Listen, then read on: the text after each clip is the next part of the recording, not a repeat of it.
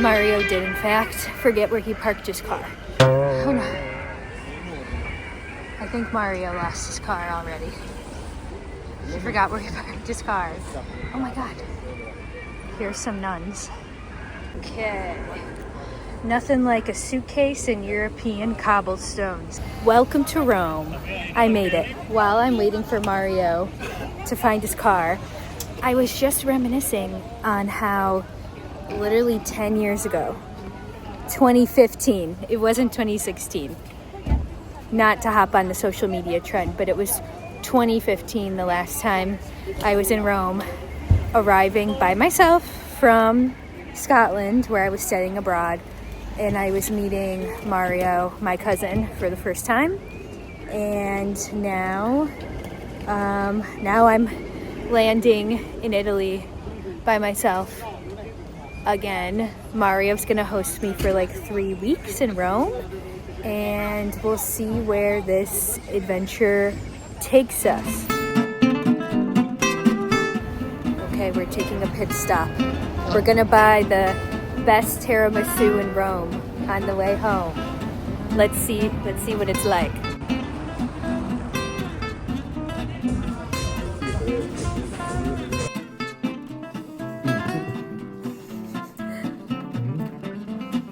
Wow.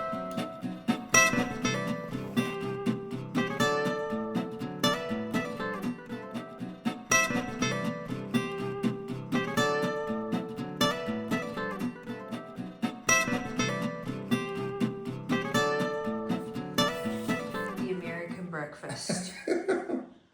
In Italy. In Italy. Okay. Maple syrup. Casco zone. Casco zone. Costco's. Okay, and the American coffee maker. Oh, special shout out to the air fryer. There we go. Okay.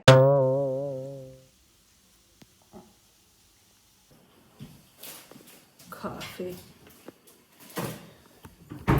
All right. So today. Are you live? Live? No, not live, but. Today we are going to see the new subway stopped line C close to Colosseum. Great. Because that kind of stopped, they are different from other. They are open museum in order to show the ruins that the builder found in that spot, in that stop. Oh yes, I've seen videos of line C. So Mario, do I need a subway card? I can buy that. No, because we could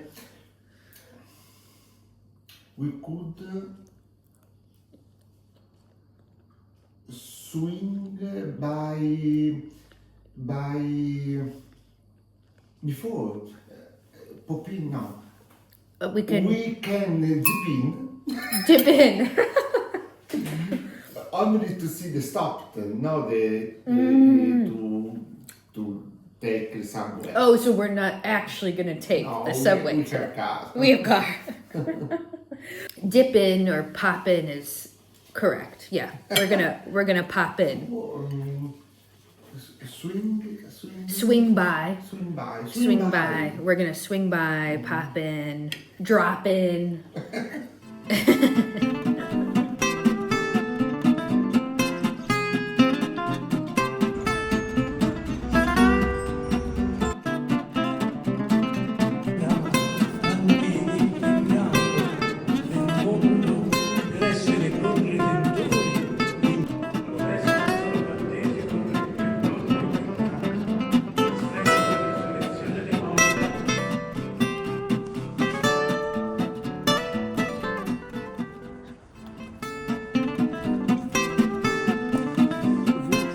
The water. Stick wooden, the second floor.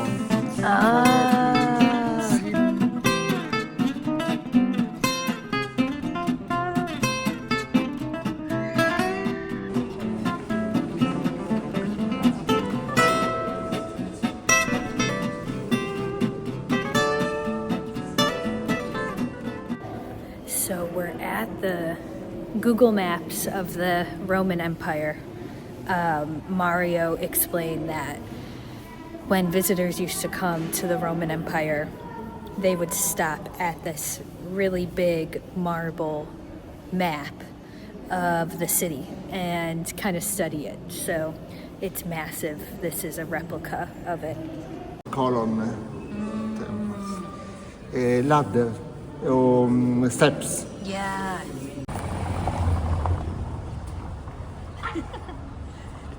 Perfect. All right, guys. We're right outside the Colosseum. Mario wants to take me inside the other subway stop. So let's go in the Colosseo subway stop.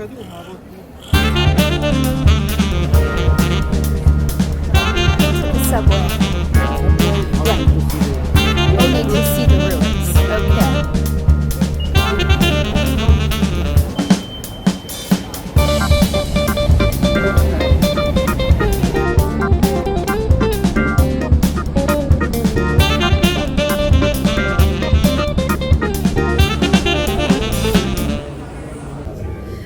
Sometimes it is hard to find a restaurant near the tourist attractions that is really delicious because there's a lot of touristic traps around the big places, but we are not too far from the Colosseum, and let's see how this restaurant is. I'm sure it's delicious since Mario chose it.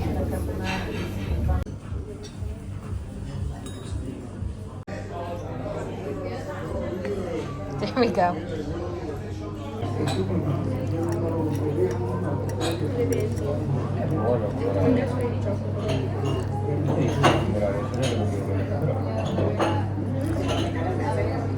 All right, guys. We had lunch. It was delicious. Both Mario and I are very full, and we find ourselves at the Roman Forum, and I'm lucky because Mario works for the government, so he gets all of these free. He can get into all of these places for free. He gets a plus one. Set job. Yeah, exactly.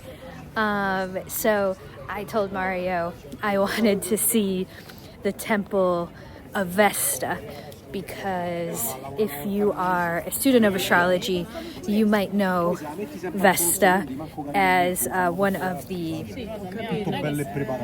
asteroids. Grazie. One of the asteroids that Demetra George writes about, and I have to go through security. Hang on. So Vesta is the asteroid goddess that her story is about virginity, and the Vestal virgins were kind of like these virgin celebrities in ancient Rome, and people thought they were like, yeah, they were essentially celebrities. But if a Vestal virgin was caught with a man, they would sentence her to death. So there's a lot of implications when it comes to the Vesta placement in your chart, which is complicated. I won't get into it now, but Demetra George writes a lot about it in her book, Asteroid Goddesses. So yeah, let's see the Temple of Vesta. I think it's that one. I think it's that right there. Let's see that.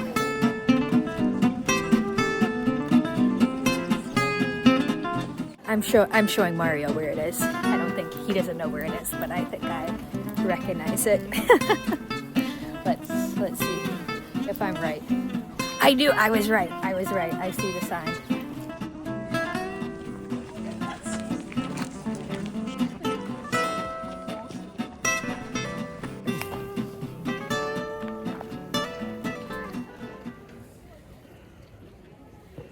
we can pay our respects to the Vestal virgins.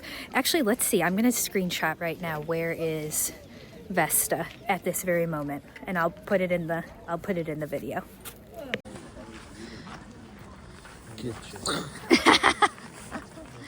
Okay, so this is where Julius Caesar was killed.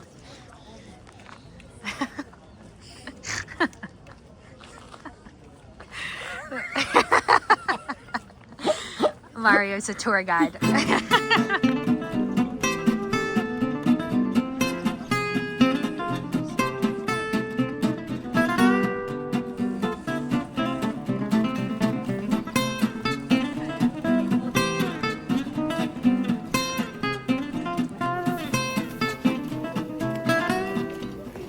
Mario just said we are in the headquarters of the Vestals.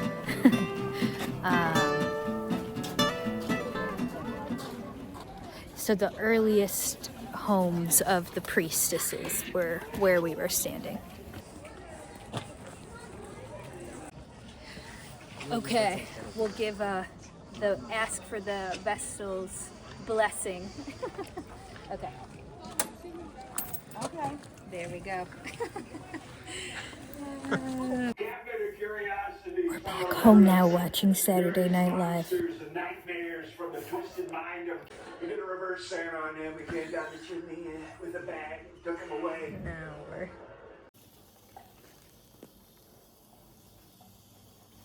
Good morning, guys.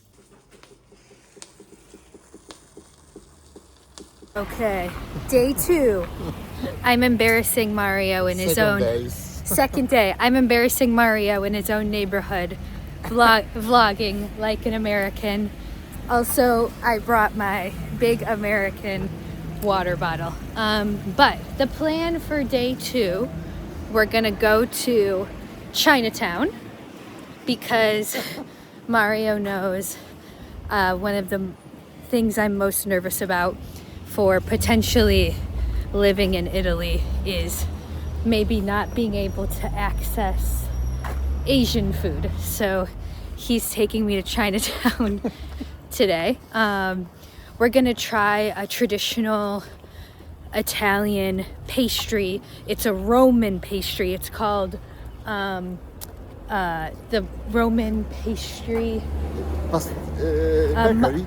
Yes, the maripozza. Maritozzo con la panna. Maritozzo con la panna. Maritozza. Panna is cream and maritozzo is the bread. Yes, so we're gonna try that today. Mario's also gonna review the subway with me because tomorrow it'll be my alone. I'm alone. Lonely. I'm without him. So homesick. yeah. So that's the plan, and then we'll probably go to the Trevi Fountain and the Spanish Steps. So that's the plan. We'll take you along.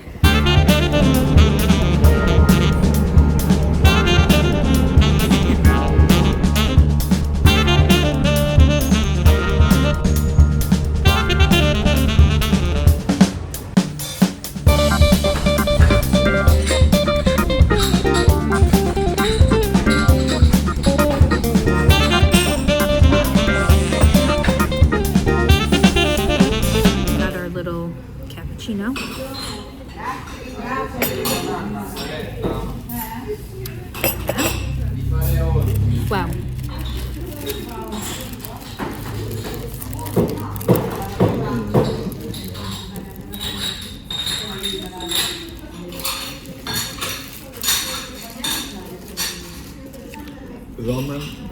Roman breakfast. Only this. No eggs, no cereals. No protein.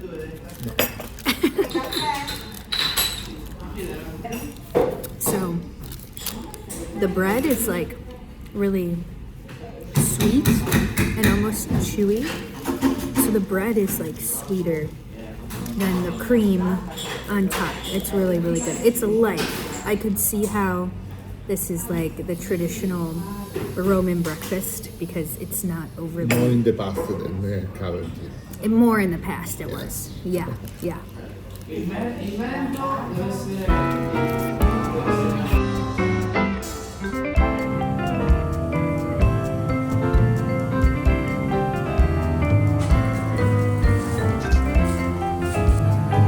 Don't worry guys, we found the Asian supermarket. Of the first Jesus Christ bed. Jesus Christ's bed. Jesus bed. Jesus bed. His bed. When he was born. His He was born. his cradle. Cradle, maybe? His baby bed. Baby bed. Baby yeah, bed. baby bed. Yes. Mario says there's No mattress.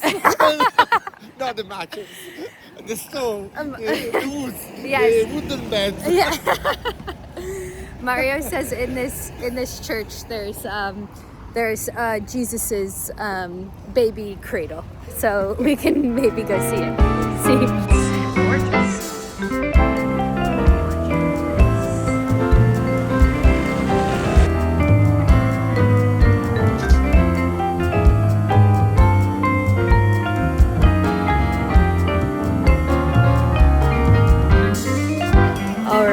Mario and I just rolled up to the Spanish Steps. Now, when Mario and I did Rome 10 years ago for 3 days, I was here for 3 days. Mario showed me Rome in maybe 1 day. So we stopped at every stop for like 5 minutes. So this is nice because we can take our time today and just sit by the steps and sit by the fountain and just enjoy the Piazza de España. Piazza de España. So yeah, it's a beautiful section of Rome. The legend says that in this point, after a big falling, a ship here, and the Romans people, I think the highest street profession. Oh, okay. We've hit a snag. We were supposed to go to this restaurant that has the green awning for lunch. This is, we'll see. We'll see is the restaurant open? There might be a different route. We'll see. Did he say the restaurant's closed? Monday's closed. Oh no. Okay, Monday's closed. We'll find it. We'll find something. We'll find something. Don't worry. All right. We're going to Plan B. I think we're walking towards the Trevi Fountain right now, and Mario probably has something up his sleeve instead. Okay, I'm so excited. We're about to roll up to the Trevi Fountain. This is my all-time favorite Roman. Do you have a coin? No, you're gonna have to give me another coin. Sorry, but this is my all-time favorite Roman tourist. I don't monument. It's just so. It's amazing. It never gets old. Oh, will be the last time.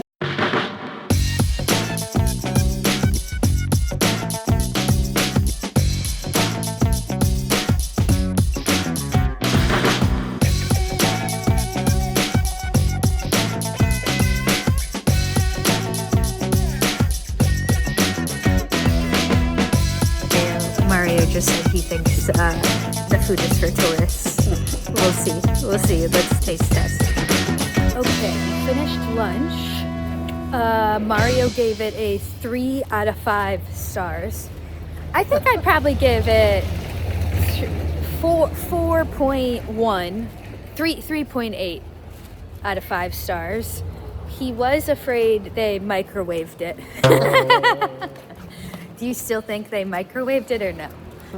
What do you think? Sure. Now we're gonna go to the Pantheon and then maybe a Navona Square, Yeah, Navona Square. Campo di Fiori, Yes. We're gonna get. Flowers Fields. Also, we're not done eating. Maybe in a few hours, we're gonna get some traditional Roman food, seasonal food, which we'll show you too. Wow.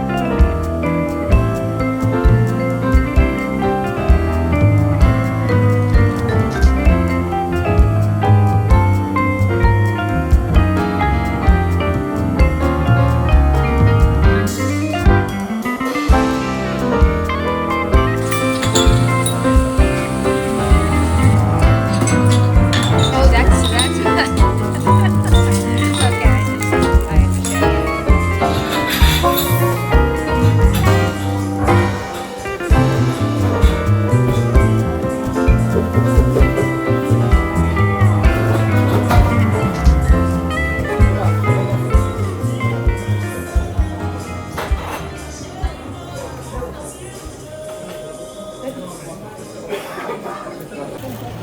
That little iced espresso thing was the best thing I've ever had.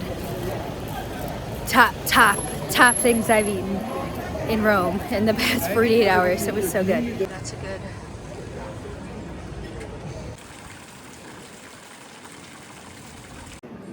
Mario and I have reached our breaking point, our tourist breaking point. Now we are just gonna have a spritz. Full stop. We're gonna have a spritz. We're waiting about an hour for this restaurant to open. This is where we're gonna try punzarelli. How do you say punzarelli? The puntarelli and maybe squash flowers or Yes. squash flowers. So we're gonna do some traditional Roman food. Puntarelli is seasonal. Now squash flowers or squash blossoms are one of my favorite, probably my ultimate favorite thing to eat in Italy. And Mario's wife, when she was alive, she would make squash blossoms, and they were delicious. Mario, you remember when Lydia made squash flowers? Lydia, she cooked squash blossoms. No, I don't remember. No, she did. For me, she did. He doesn't remember. I remember.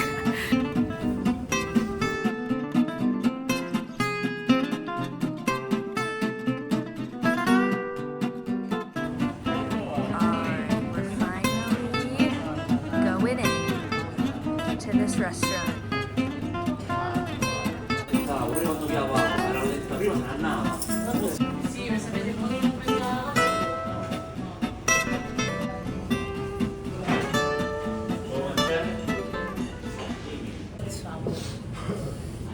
Okay, so we have fried cod, fried zucchini, and then the puntarelli.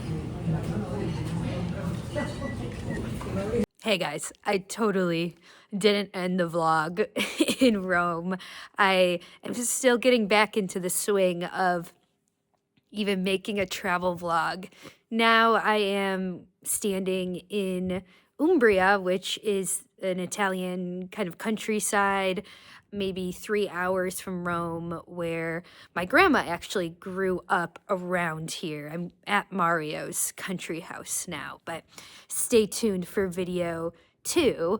But if you made it this far, thanks so much for watching. As you can see, I'm just digital nomading in Italy for the next couple months.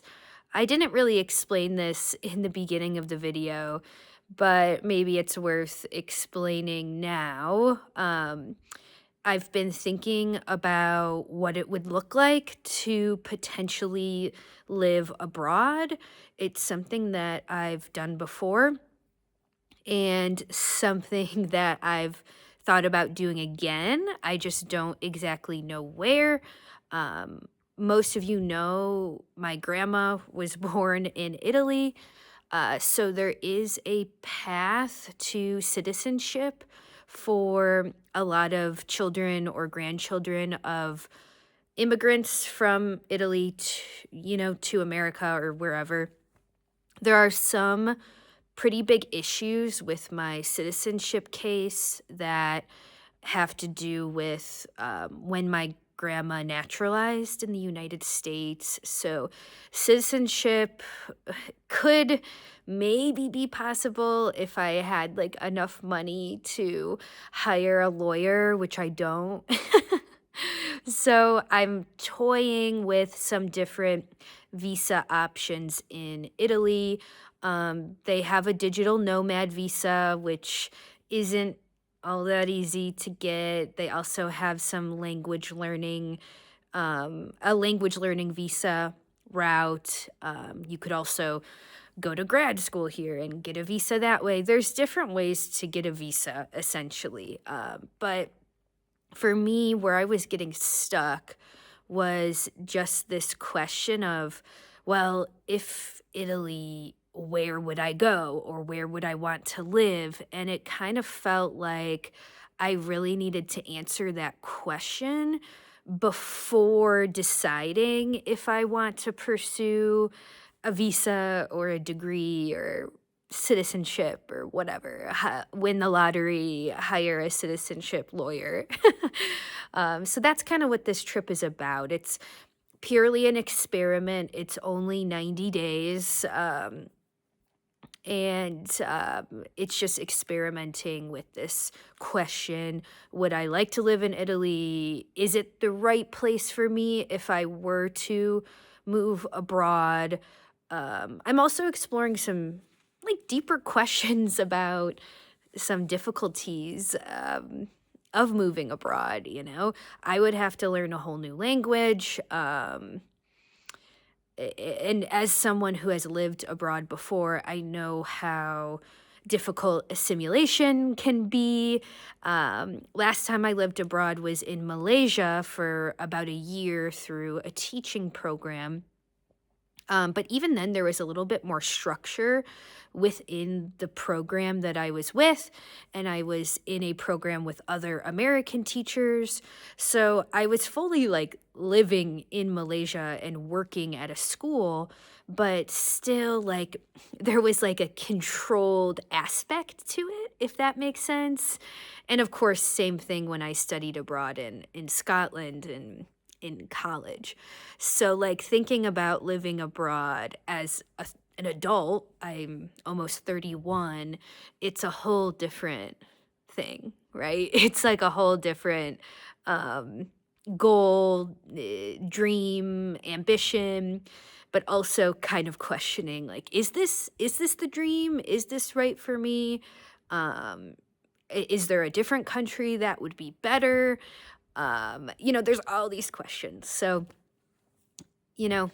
I have Jupiter in Sagittarius. So I really, really have to experience things to answer my own questions. And I have to collect data through the experience, right? So even if at the end of the 90 days in Italy, maybe the conclusion is I don't actually want to live here, or maybe it's not completely worth jumping through the hoops to potentially get a visa. Maybe the ending conclusion is completely different. I find a place that I want to live, a city that I feel truly passionate about and in love with, and that makes fighting for the visa and the Italian bureaucracy worth it. That's what I've kind of gained, or I've gathered from different content creators who specifically talk about moving to Italy, that you really have to love it with your whole heart to make fighting with the Italian bureaucracy worth it. So I'm still questioning those things, but I know it was so lucky to wake up in the motherland this morning, and can't wait for you guys to see vlog 2, which will be out in a week or two after this video, with all of the exploration of my kind of grandma's homeland. But thanks for following along on the journey. Hopefully, at least I'm inspiring someone to take a solo trip, travel. It doesn't have to be for a full 90 days, but could be just for a little while. And I think travel often helps us answer those big questions. And I'm still available for bookings. I am working as a digital nomad, so if you want to book on my site, astrology and tarot readings, everything is in the where links are below. Okay, thanks guys.